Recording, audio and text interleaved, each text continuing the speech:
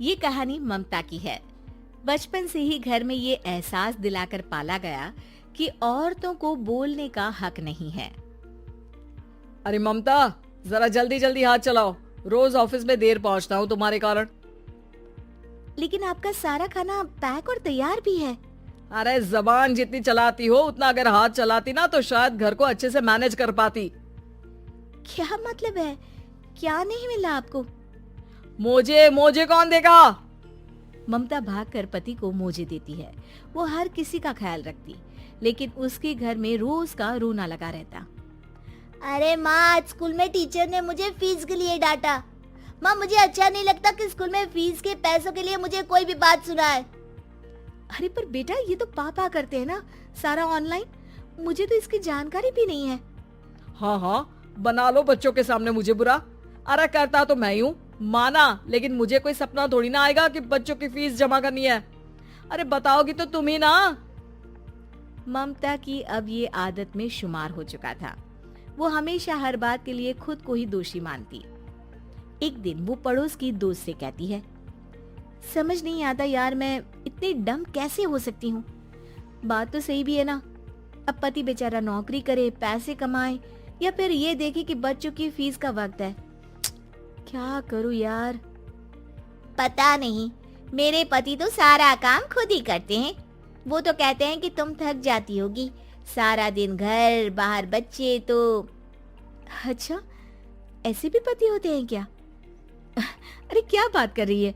भाई साहब कभी तुझे किसी बात के लिए सुनाते नहीं? किसने कहा नहीं सुनाते? अरे ये पति चीज ही ऐसी होती है कि बिना पत्नी को सुनाए उन्हें चैन की नींद कहाँ आती है। तो तू भी परेशान रहती होगी कि कैसे, क्या, कब भूल गई। अरे वो तो मुझे बस इस बात के लिए ताना देते हैं कि मैं वक्त पर खाना क्यों नहीं खाती या पार्लर जाकर अपनी साज सज्जा क्यों नहीं करवाती। पड़ोसन बोल ही रही होती है कि ममता के बेटे की आवाज आती है। अरे माँ, क्या हो गया? लग नहीं रहा कि आज आप मुझे पानी भी देगी। अरे कब से खाने के लिए वेट कर रहा हूँ। अरे यार, मैं चलती हूँ, बेटा खाने के लिए वेट कर रहा है, मैंने उसे खाना भी नहीं दिया। अरे 12वीं में पहुँच चुका है तुम्हारा बेटा, उसे बोलो खुद पानी लिया करे। मैंने तो अपने बच्चों को काम करना सिखाया है। अरे यार, खुद की भी तो कोई लाइफ है। माना जब नहीं कर सकते थे तो किया, लेकिन अब इतने बड़े बच्चों की हर बात मानेंगे तो मुश्किल तो अपने को ही होगी। ममता को पड़ोसन की बात में दम तो लगता है, लेकिन करे क्या, आदत भी तो खुद ही ने डाली थी। ममता घर जाती है कि तभी बेटी आ जाती है। माँ, परसों मुझे एक शादी में जाना है, तेरी वो जो लाल वाली साड़ी है ना, उसे दे देना। मैं आज जाकर टेलर को दे दूंगी, वो उस साड़ी से सूट बना देगा। अरे नहीं नहीं तारा, वो मेरी माँ ने मुझे दी थी और उस साड़ी से मेरी काफी भावनाएं जुड़ी हैं। तुमको ना मैं दूसरी साड़ी दे दूंगी। ओके, कोई बात नहीं, लेकिन आज दे ही देना पक्का। तारा माँ की साड़ी से सूट बनवाकर पार्टी में जाती है, लेकिन जब वो पार्टी से लौटती है, क्या है, मैं तो समझ ही नहीं पा रही हूँ।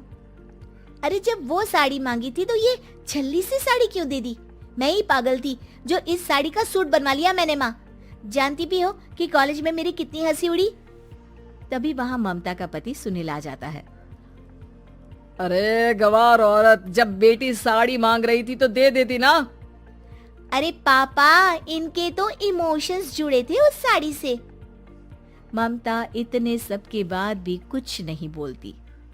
मेरी बेटी की बेइज्जती हो गई, मैं बिल्कुल बर्दाश्त नहीं कर सकता ये।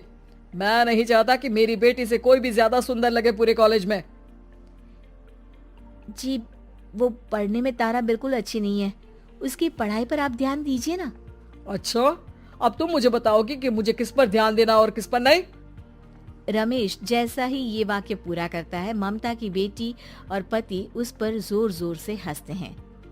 अरे ठीक है ना, पता ही नहीं चला कि कैसे वक्त इतना बीत गया। अरे कैसे पता चलेगा माँ, हम लोगों के पीछे जो तू बैताल की तरह चिपकी रहती थी, तुझे कैसे वक्त का पता चलता। ममता को पहले सास ससुर, फिर पति और बच्चों की तरफ से इस तरीके की बातें सुनकर उसका मन बहुत दुखी रहता था। एक दिन, सुनो ना, बहुत दिनों से कमर के नीचे बहुत दर्द रहता है। कल मैंने देखा तो एक फोड़ा था। अरे ममता, एक बार अपने पति से बात करो, वो तुम्हारा फोड़ा डॉक्टर को दिखा देंगे। अरे नहीं नहीं, वो तो गुस्सा हो जाएंगे। अरे क्यों गुस्सा हो जाएंगे? तुमको दर्द है? हाँ, लेकिन वो यही बोलेंगे कि ऑफिस जाऊं या फिर तुम्हें लेकर डॉक्टर के पास। तो बेटे से ही बात कर ले। अरे वो तो मैं कर लूं, लेकिन फोड़ा है ऐसी जगह कि उसे बताते मुझे शर्म आएगी। लेकिन कुछ ना कुछ तो करना जरूरी है ना, ऐसे कब तक फोड़े के दर्द से तड़पती रहेगी? अब तो सोच रही हूँ कि इनसे बात कर ही लूं, वरना दर्द के मारे कहीं मर ना जाऊं। लेकिन शाम को, ममता, क्या किया तुमने आज? खाने के डिब्बे में कैसा खाना दिया था? दाल खराब हो गई थी। कब की थी? दाल तो मैंने सुबह ही बनाई थी, खराब कैसे हो गई? अच्छा सुनिए ना, मुझे कहना है कि अरे गरम दाल बंद करोगी तो ऐसा ही होगा ना। बेइज्जती हो गई सबके सामने मेरी। ऑफिस वालों ने ऐसा मजाक उड़ाया कि क्या बोलूं। कल से ठीक से खाना देना है तो देना, वरना खाना देना बंद कर देना। बाहर खा लूंगा मैं। ममता, जो पति से अपनी परेशानी बताने वाली थी, वो अब ये सोचने लगती है कि कल से पति को खाने में क्या दे। अगले दिन ममता थकी थकी सी हालत में, आप लोगों के लिए नाश्ता बना दिया है, खाना बनाने की हिम्मत नहीं है आज तो। रात भर सोकर थक गई है ना, इसीलिए तो खाना नहीं बना सकती। हिम्मत नहीं हो रही है, मैं बस सोने जा रही हूँ। बस मैडम को सोने का बोल दो, फिर देखो कैसे सोती रहती है। माँ, फिर वही पराठा सब्जी। अरे हमारे साथ के दोस्त एक से बढ़कर एक नाश्ता खाना लेकर आते हैं, आप तो बस। सभी घर से निकल जाते हैं, लेकिन जब शाम को बेटा घर आता है तो घर में अंधेरा रहता है। बेटा लाइट जलाता है। क्या माँ, तुम्हारा भी जवाब नहीं है बिजली का बिल बचाने के लिए? वो बोल ही रहा होता है कि सामने माँ जमीन पर लेटी मिलती है। वो उसके पास जाता है। अरे माँ, क्या हो गया माँ? तभी वहां पड़ोसन आती है। अरे बेटा, तुम्हारी माँ के पैर के पास एक फोड़ा है, जिसके कारण ये लगातार कमजोर होती जा रही थी। मैंने उसे पहले ही कहा था कि घर में बता दो, लेकिन तुम्हारी माँ किसी को तंग करना नहीं चाहती थी। तभी वहां डॉक्टर आ जाता है। अरे इनके ऑर्गन में दिक्कत है, कोई बात है जो इनके मन में खटक रही है।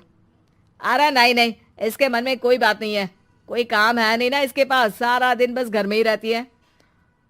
देखिए, मैं तो ये नहीं जानता, लेकिन हाँ, इनके मन में हमेशा कोई बात रह जाती होगी, इसलिए उनकी ये हालत है। अगर आप समय से नहीं ले आते तो हो सकता था कि। अरे नहीं नहीं डॉक्टर साहब, हम पूरी कोशिश करेंगे कि वो ठीक हो जाए। हम लोगों ने अपनी ही परेशानी माँ के सामने रखी, लेकिन किसी ने माँ की दिक्कत को जानने की कोशिश तक नहीं की। हाँ, मैंने भी ममता को हमेशा घरेलू जरूरत से ज्यादा काम का नहीं सोचा था। ममता को होश आता है और वो खुद को अपने बेडरूम में देखती है। वो उठने की कोशिश करती है कि माँ, अब आप नहीं उठेंगी, हम लोग है ना, हम लोग आपको पूरी तरह से खुश रखने की कोशिश करेंगे।